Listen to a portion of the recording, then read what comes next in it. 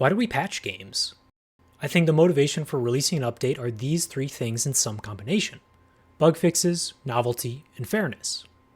Bug fixing may seem pretty straightforward. Something is not supposed to happen happens. Then the developers release a patch fixing that unintended behavior and all is well. However, one man's trash is another man's treasure. A bug can add something to a game that makes it more interesting than the game would be without it. Hidden tech like roll cancels in CVS2 adds depth to the game for some people, but at the same time pushes some people away. Love it or hate it, roll cancels are an important staple of high-level CVS2, and you may have heard that combos in fighting games were originally a bug. During the process of making World Warrior, the developers noticed you could hit an opponent while they were already stuck in their hit stun animation, and they decided to leave it. Now, a quirk in the code being treated as a bug or an accidental feature is ultimately at the discretion of the developer. I just wanted to share that the boundary between the two may not always be clear-cut. Novelty is in part why we get DLC, be it in the form of a new character for fighting games or expansions for Elden Ring. We have an existing audience who play our game, and releasing new material keeps them engaged and makes us more money. But what is tricky is that a balance patch can also have the motivation of novelty as opposed to fairness. We know this character is underperforming, so what if we tune them up to shake up the competitive scene and potentially get them on stage in front of spectators?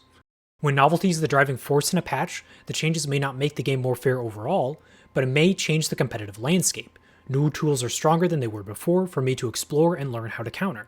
The third motivation behind changes in games is fairness.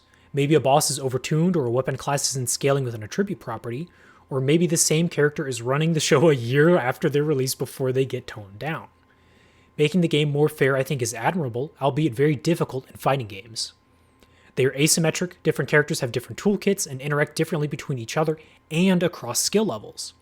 Some characters might eat beginners for breakfast, but fall off heavily the higher you climb. Should my focus as a developer be on leveling the playing field at the highest level? Should I focus on refining the experience for the majority of the player base? Or do I try to appease everyone, but still fall short of what each person views as perfectly balanced? All of that comes down to developer vision. They are the ones who at their discretion will leave some things alone, modifies others slightly, heavily, or even outright remove them. They also may have some characters be intentionally weaker than others. More polarizing character archetypes might play the game so differently from how they envision the game being played, they don't want them to warp the experience by being too strong. Developers sharing their objectives with patch notes I think is great, as that can give players an idea of why this change was made, even if it's not the one they would have made themselves. Speaking of patch notes, I thought I would leave you with how to give good feedback about balance. Sagem has a great video talking about a Legends of Runeterra developer's post about what makes good feedback and translating that to the context of fighting games. And, as always, thank you for watching. Now, I was going to end the video there and shout out Corey Gaming's Why We Should Buff More Than Nerf with my disclaimer that the point of the video is not that we shouldn't nerf things. However, with the generational Crashout from Tekken 8 Season 2, I feel comfortable talking about something really important. Motherfuckers be missing the point of the video. He's talking about player agency and how buffs are more enjoyable as a player, creating more ways to interact and solve problems. Additionally, he talks about creative nerfs that preserve agency but address balance, like the nerf to Ed's Shin Dream combo in Street Fighter 6. With Season 2 for Tekken 8, there are a few things I want to bring up. First off, the decrease in agency by adding high coverage options. These are buffs. You've given new options to basically the entire roster, but decreased player agency.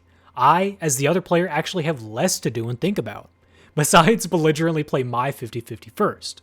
Otherwise, I'm on the receiving end and literally just have to guess correctly.